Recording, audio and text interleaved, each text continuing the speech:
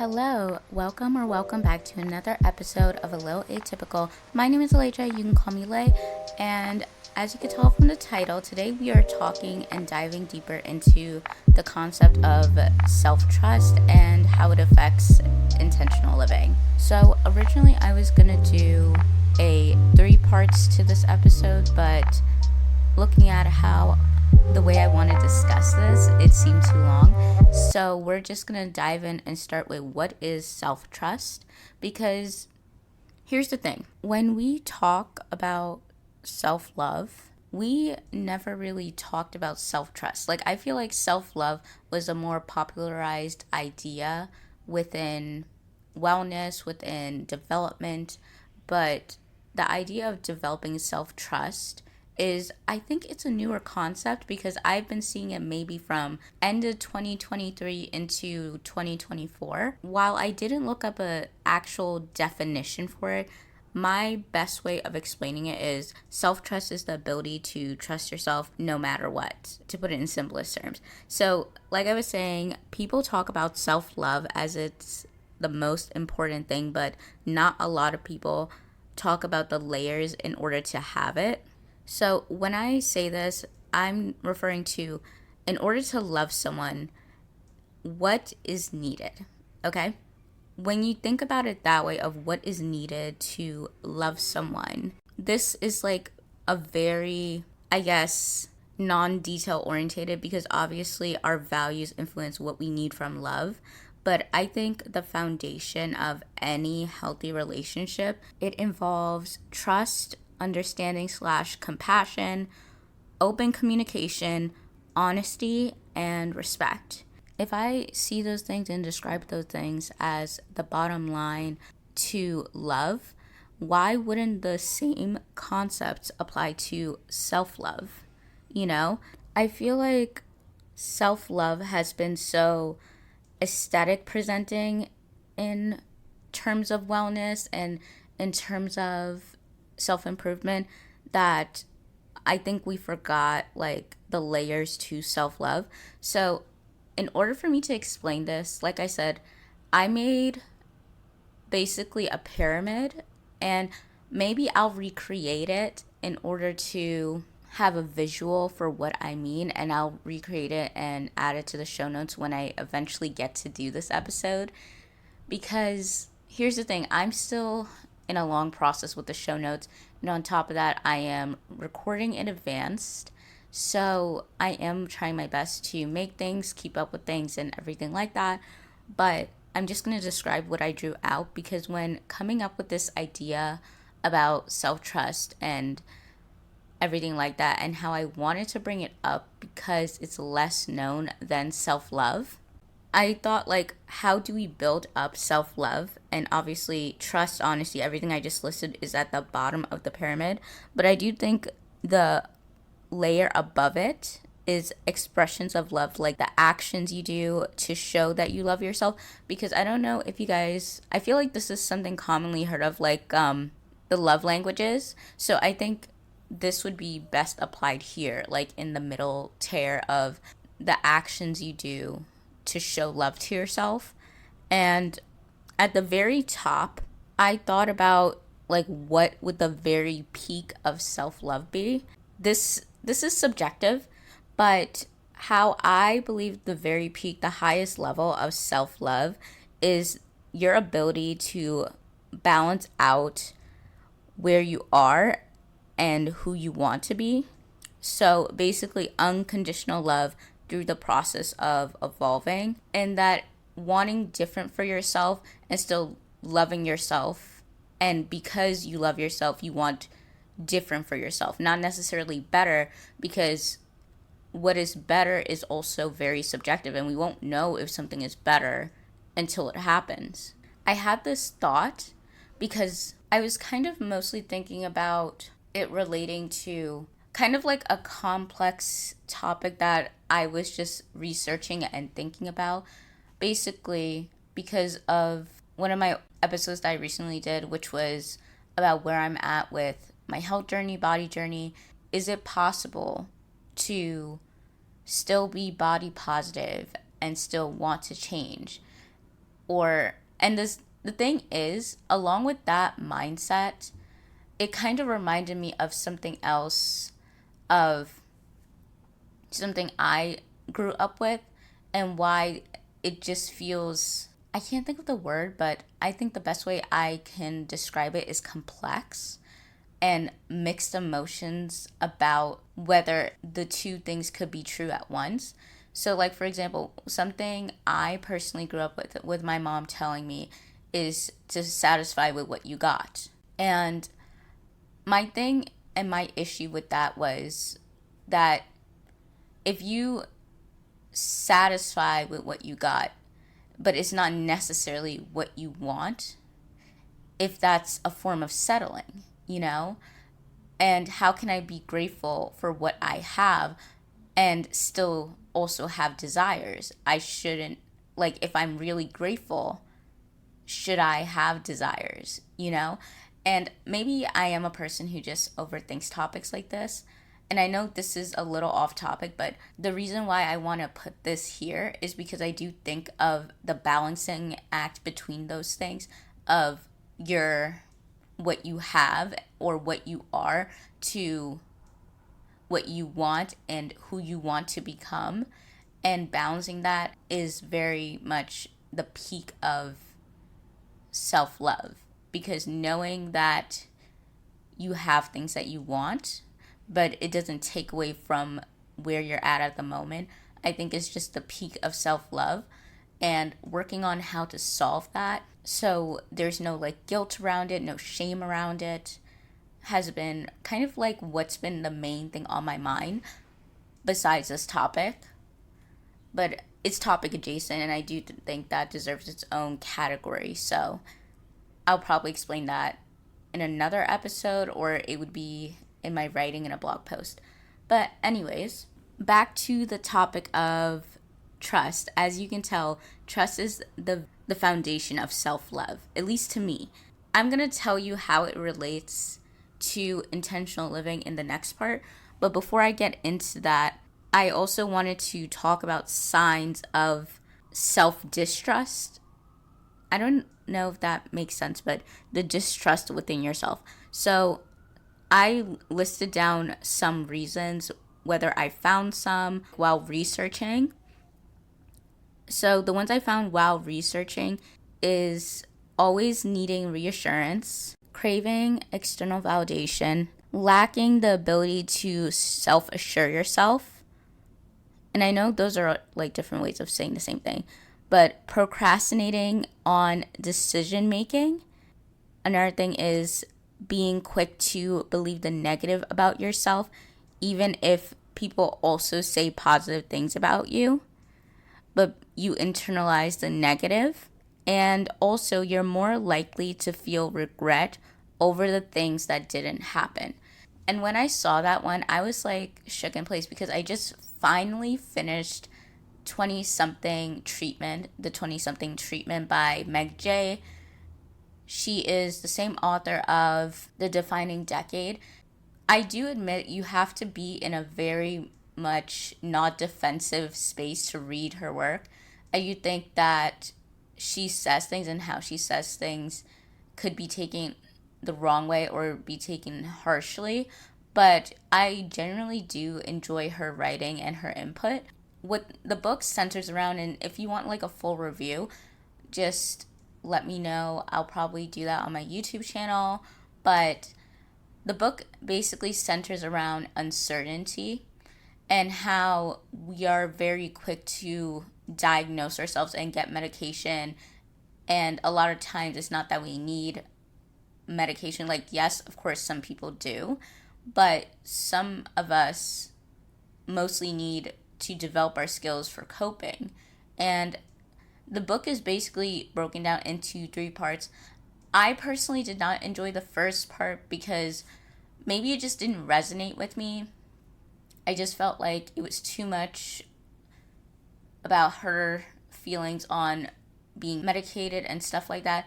But I did find it interesting in some ways, but because I'm not medicated, and because I never went to a doctor, and I actually don't like taking pills and stuff, don't like the idea of being on a medication or having like that type of thing. Because to me, like, to do that before a certain age, and I feel the same way about, for example, like my medical doctor, has been insisting on me trying Ozempic. And I was talking to my friend about this, of why I really don't want to go on it, because as I told her, it just feels too new. That's number one. And there's not enough research on how it affects the body 5 years or 10 years after using it. And it just feels like such a permanent decision for someone who's under 25. And I still feel like I'm still growing, I'm still changing. What 22 to 25, like from your early 20s, like from when you first get out of school to 25, I just feel like it's about developing skills and coping and understanding your habits and changing your perspective. I just don't want anything else right now. For me personally, I don't think there's anything wrong if someone's personal choices to do it, but for myself, it just feels like too permanent of a decision. It's the same way how I feel about tattoos or lip fillers or even having kids. Like anything that I feel like I could change my mind about or don't know how I'll feel about later on, I just don't want to do it, if that makes sense. And that is my personal choice and personal belief. But I am a believer of people doing what they want to do. So if those things are things you want or are things you want to try, I mean, that has nothing to do with how I see things. And I feel like we all have our own intentional views. But also, along with those things that I listed, and we're going back on topic because I know I am not very good at being focused. But anyways, something I didn't see but I wanted to add was that, at least in my own form, because like I talked about in previous episodes, that realizing that I didn't trust myself and how I already had issues with abandonment, but it always like focused on other people. Because that's the thing. When I did do therapy and when I did have my personal favorite therapist, because I feel like what I learned from her in those sessions kind of put things in perspective for me. While my experiences with other therapists after my first one hasn't been that good, I feel like the lessons from my favorite one always carried through. Like I was saying, abandonment is something I personally learned about myself, but when we talked about it, it was always centered around other people.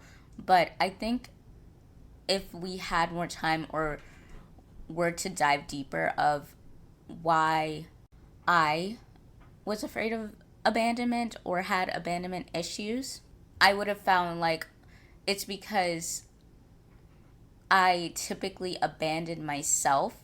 And since I don't seem like I'm all there for myself, I need someone to be there for me because I could not do it. And that was such a enlightening, tough pill to swallow. Obviously, this is just my own personal experience with my, I guess, relation to self-trust. So one thing I also wanted to add is I do think that signs of distrust with yourself also includes fears of putting your likes and interest on display, and also you're extremely cautious of how you present yourself. So I feel like life is more of a performance, like an act, when you distrust yourself, because you don't trust that the things you like or who you are is enough for people to actually like you. And since you crave external validation, that you put on an act or you try to present yourself or tailor the way you present yourself for that validation and for that reassurance, even if it's not actually you. So I'm not saying it as a professional, I'm not a therapist, but this is just an observational note. And I do note that this is sounds like more like confidence in yourself, but I do think that confidence in yourself and trusting yourself go hand in hand. And one thing I did want to note is there's also a difference between reassurance and feedback, because I wanted to make sure to cover that, because as I was like doing my notes, like just drafting what I wanted to say in this episode, and that's how I know I'm probably going to just save part 3 for the next episode and then move what I was planning. When I thought about it, of what is the difference between reassurance and feedback, what I came to the conclusion about is feedback is actionable, while reassurance is emotional based confirmation to appeal to the ego. An example of this: if someone was to talk to me about this podcast, I always use myself as an example because it's kind of easier. So something someone could say to me would be like, oh, you have interesting topics and I do well with providing research and storytelling, right? That is something, by just saying that, I feel like it does feed more into reassurance, right? Because there is no statistics, it's an opinion, but it kind of strokes my ego that I'm doing well and I could keep doing this, right? And hearing someone else say that would have made me want to keep continuing with doing that because I know someone else likes it. But if they added on to a point like, however, because I try to appeal to both, it can seem like I get off topic and ramble. And something that I could do is trying to revise my structure in order to have more clarity, to not get off topic, and for the conversations to flow a lot better. That is feedback. Feedback is actionable.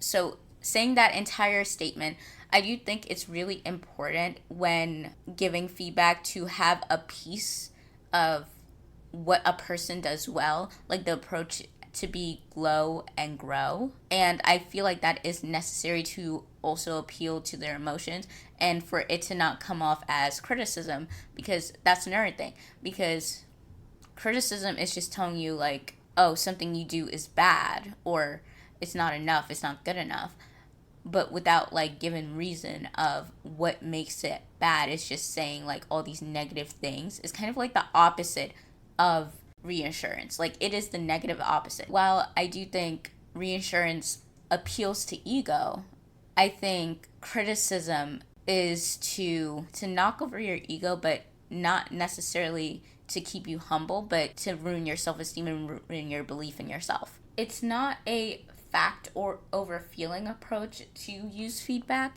because like I mentioned, both appeals are very necessary.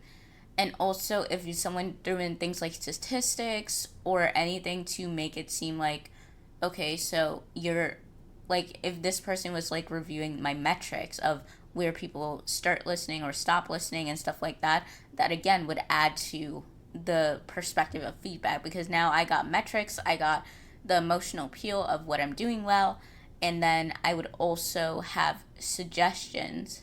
And in my life, even, like, for example, my brother talked to me about my podcast. He thinks that it sounds very professional, but he also gave me feedback over how to make my audio and sound better. And to me, I'm still in a learning curve, and I really did appreciate that, because it's a genuine, actionable step to improve my quality by understanding how to work with the system I'm using, since I can't afford for someone to edit for me.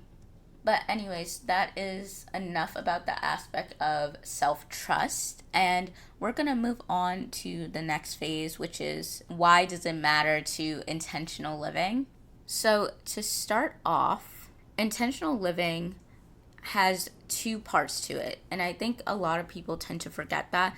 The first part about intentional living is purpose and value, meaning to understand your purpose, understand your values, so you can take more appropriate actions. But actions is still the next part about it. So how can a person take action if they're allowing themselves to be stuck in the decision phase?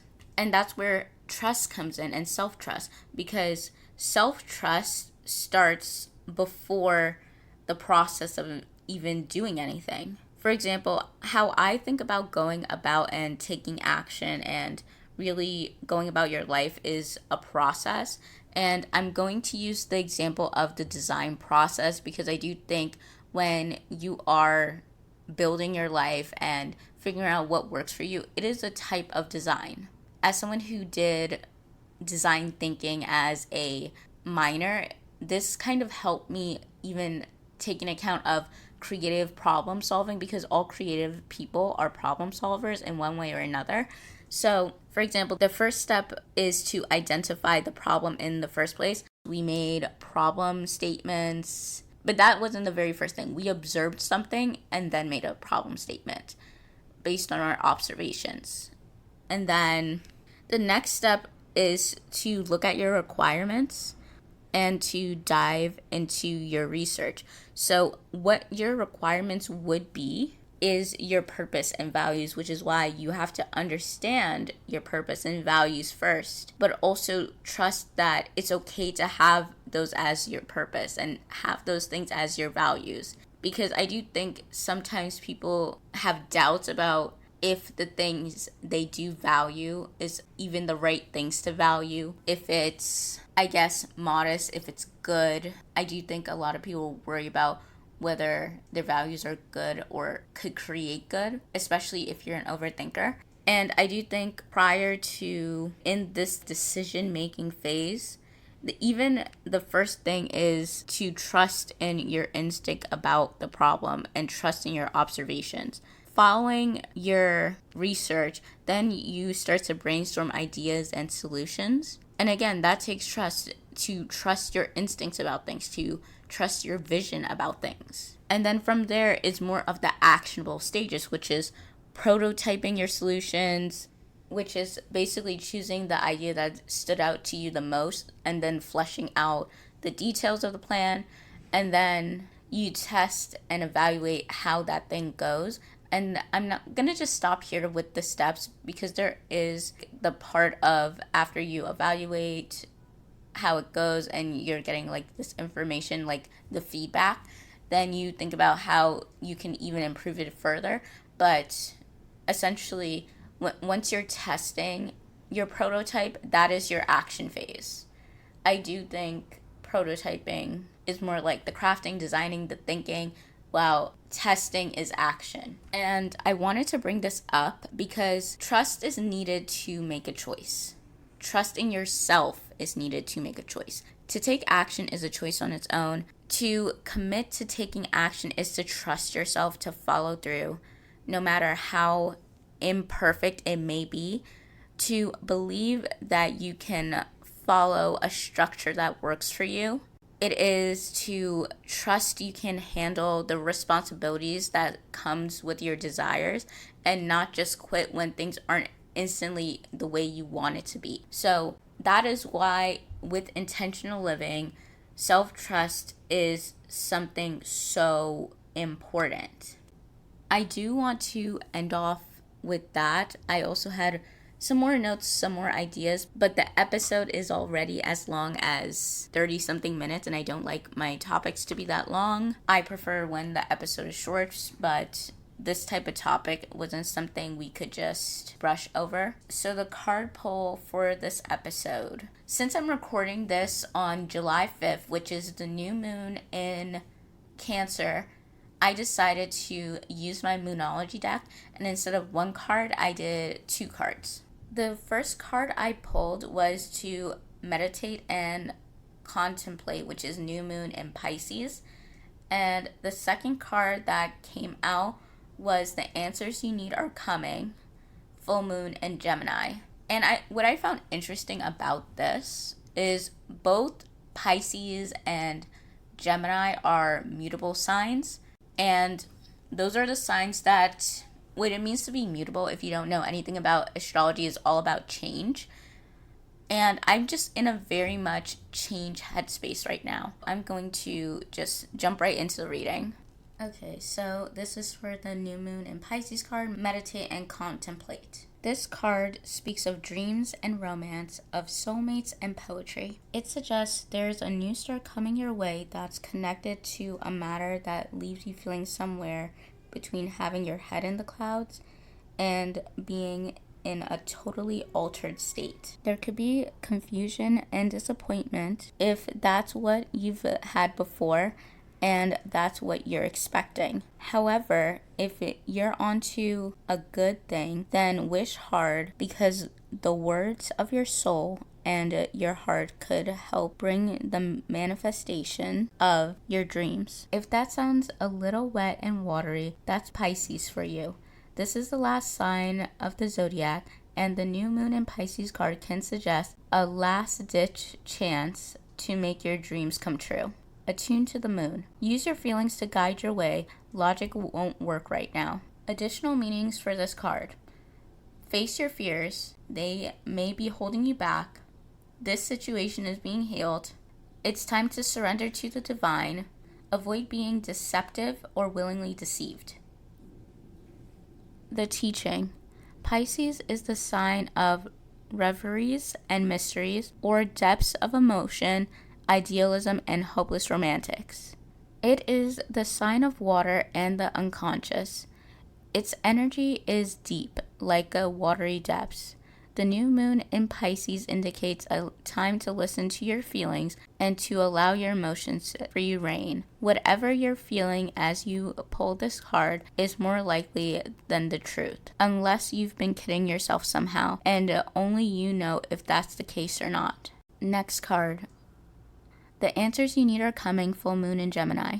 This card is a reminder that it's important to speak your truth. But remember that your words have consequences and impact your listener. Right now, you need to guard against indiscretion. The answers you need may well come soon. The issue you're facing could well be one or a few conversations away from being resolved. If you are inquiring about a love situation, a little flirting may be called for. If you're in the middle of an argument, this card comes to you as a reminder of the old, very non-Gemini message.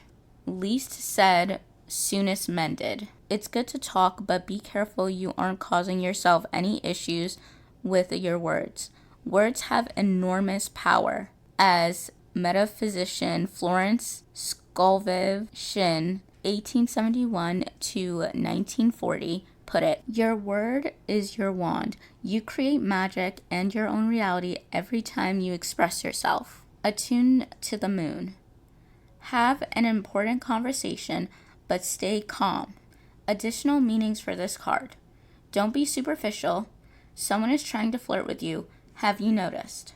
You need to laugh off the situation and just move on. Job applications have good prospects. The teaching. Talk, and more talk as the emotional full moon moves into the communicative sign of Gemini. It's too easy to say too much, so mind how you go if you pull this card. This card can also indicate an enjoyable social event, since the full moon in Gemini is a great time for socializing. This card also augurs well for any study you're either taking or considering. So that is all for the card pull and what I'm grateful for. Honestly, I am grateful that my mom is doing a lot better. She had her surgery and she's doing well, which is great. And because I'm so grateful for her, I'm just grateful to know that it went well. That is a blessing of its own. And yeah, if you like this type of content, be sure to check out my blog, because I am in the process of redoing my show notes. And under the show notes, it has bonus content. So some of them, it may be like journal prompts. It could be just different things, but it has a lot of infographics, step-by-steps, because I try to keep it when I make new content, even if it's something based on something I already created, to make it more refreshed and to just share more information that I couldn't share vocally. And also, like, to of course have subject talking points. And because I also want to go back into my podcast episodes and to add the highlights and break up the episodes so it's like you can easier to know what point starts when. So yeah, there's so much I'm working on, and then on top of that, I'm gonna start volunteering this month, which I'm excited about, but it's a lot to do. I'm hoping to put some of that journey on my YouTube channel, so subscribe to me there if you want to see more of the behind the scenes and not just hear my voice and thoughts and ideas, although I do think my brain is one of the more fascinating parts about me, but I digress. And yeah, have a good day, evening, or night, and I will talk to you next time. Bye!